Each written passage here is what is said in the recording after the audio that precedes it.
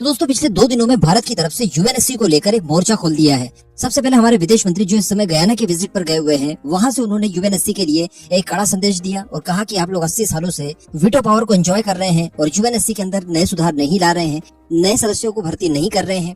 तो इस तरह से पुरानी प्रथाओं को धकेलने की कोशिश कर रहे हैं, जो कि इस समय के परिप्रेक्ष्य के हिसाब से सही नहीं है। इसके अलावा यूएनएससी में जो भारत की स्थायी प्रतिनिधि हैं, रुचिका कंबोज जी, उन्होंने भी यूएनएससी में गरजते हुए ये कहा कि दुनिया में केवल 5 ऐसे देश हैं जो अपने मनमर्जी के फैसले बाकी के 188 देशों के ऊपर थोपते हैं। तो ये बिल्कुल ही गलत है। इतने सालों पहले बनी जो व्यवस्था है उसे आप आज के परिप्रेक्ष्य में ढालने की कोशिश कर रहे हैं, तो आज की जनरेशन इसे स्वीकार नहीं करने जा रही है। यानी यूएनएससी की बात की जाए तो इसका गठन 1940s में किया गया था। तब के परिप्रेक्ष्य के आधार पर इसकी सारी व्यवस्थाएं तैयार की गई थी और उन्हें ही आज तक लागू करके रखा है। तो उस समय परिस्थितियां अलग थी, आज दुनिया की परिस्थितियां अलग है, आज के चैलेंजेस अलग है। तो ये पुरानी सारी व्यवस्थाओं को हमें बदलना होगा, इनमें नए सुधार लाने होंगे, जिसके लिए दुनिया भर में और भी डिजर्विंग कंट्रीज है, उनकी एंट्री यहाँ पर लानी जरूरी है। इसी तरह से भारत की तरफ से एक और बहुत ही महत्वपूर्ण बयान निकल कर आता है, जिसमें भारत की तरफ से स्पष्ट कर दिया गया है कि या तो आप हमें भी वीटो दें या तो फिर आप अपनी वीटो छोड़ें, क्योंकि ऐसी वीटो का कोई मतलब ही नहीं है जो कि एक स्वार्थ के लिए ही इस्तेमाल की जाती है। चलिए आगे जानते हैं कि क्या कुछ नया किया गया है भारत की तरफ से। आप बस चैनल को सब्सक्राइब जरूर कर दीजिएगा। दरअसल मैं आपको बता दूं कि संयुक्त राष्ट्र संघ में भारत की तरफ से मिशन काउंसलर हैं प्रतीक माथुर जी। इन्होंने बुधवार के दिन महासभा में ये कहा कि या तो वीटो पावर खत्म कर दें या फिर यूएनएससी को पुनर्गठित करके नए स्थायी सदस्यों को भी इसमें शामिल करें।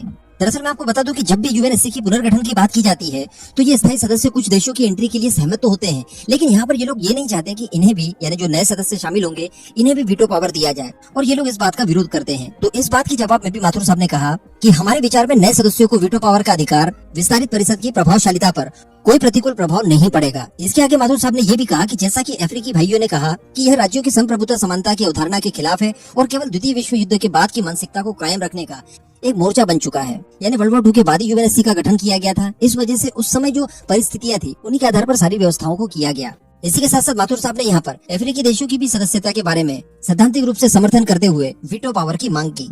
इसके अलावा उन्होंने सबसे बड़ी बात कह दी, जो कि आज तक ज्यादातर देश बोलने की हिम्मत नहीं करते, और वो ये था कि देखा गया है कि पिछले 75 सालों में जब भी वीटो का इस्तेमाल किया गया है, इन 5 देशों ने अपने राजनीतिक उद्देश्यों को पूरा करने के लिए ही किया है।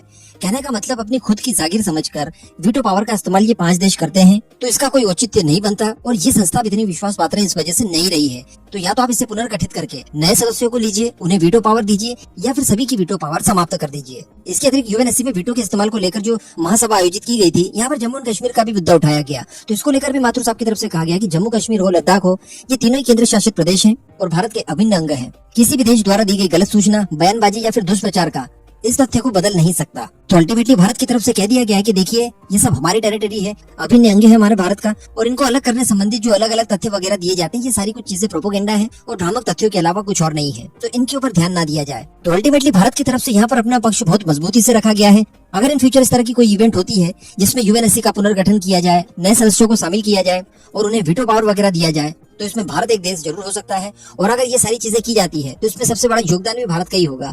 यानी भारत की ही वजह से बाकी सारे जो डिजर्विंग कंट्रीज हैं उनको भी एडवांटेज होने वाला है, क्योंकि इतना प्रभावशाली भाषण पहले अन्य देशों की तरफ से नहीं दिया गया है। Timely, open debate on a topic of growing relevance. I also thank the briefers for their insights. There are 2 key aspects to the title of today's debate: promoting effective multilateralism and doing it, as the chair calls it, through the defense of the principles of the UN Charter. Even as we debate this issue and would like effective multilateralism to prevail, we are collectively aware of the inadequacies of the multilateral system that has failed to respond to contemporary challenges, whether it be the COVID pandemic or the ongoing conflict in Ukraine. Moreover, significant global challenges such as terrorism, radicalism, climate justice and climate action, disruptive non-state actors, debt and several geopolitical contestations continue to undermine global peace and security. Given this context, today's debate should address 3 pressing questions. Question 1. Can we practice multilateralism effectively in the 21st century through a body that celebrates the principle "to the victor belong the spoils privileged more than 3 generations ago"? Question 2. Can we actually promote effective multilateralism through defending a UN Charter where 2 of the permanent members have not been able to even get their names changed? Article 109 of the Charter never wanted it to be cast in stone for perpetuity, and that is why it had recommended a General Review Conference of the Charter to be held before the 10th UN General Assembly. 77 years later, we are nowhere closer to making that a reality. Question 3. Can we practice effective multilateralism by defending a charter that makes 5 nations more equal than others and provides to each of those 5 the power to ignore the collective will of the remaining 188 member states? Mr. President, how much longer will we keep decorating effective multilateralism with the intent of reforming multilateralism with only words and mere lip service? Our starting premise has to be widening the representation of this core institution, the Security Council, to more developing countries for its effectiveness and credibility. If we continue to perpetuate the 1945 anachronistic mindset, we will continue to lose the faith our people have in the United Nations.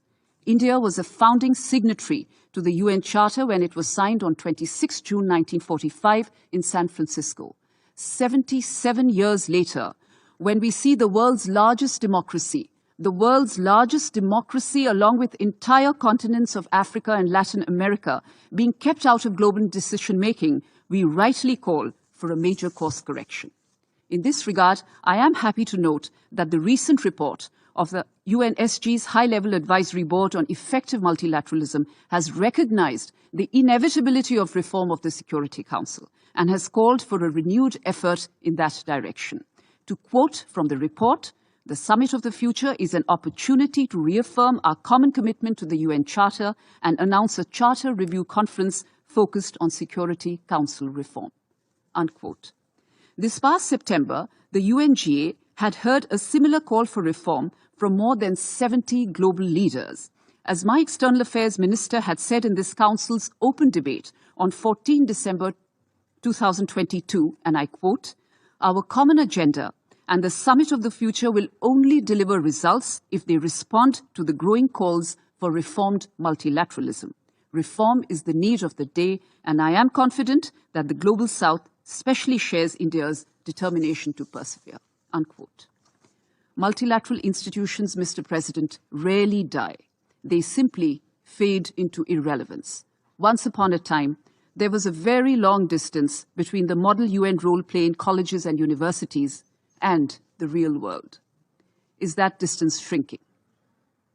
Lastly, this August forum has today heard some mischievous remarks by a permanent representative arising purely out of ignorance and lack of an understanding on the basic facts of decolonization. I will not be wasting the time of this Council in responding to those remarks. Our advice to that delegation is, please refer to our numerous rights of reply that we have expressed in the past. Thank you.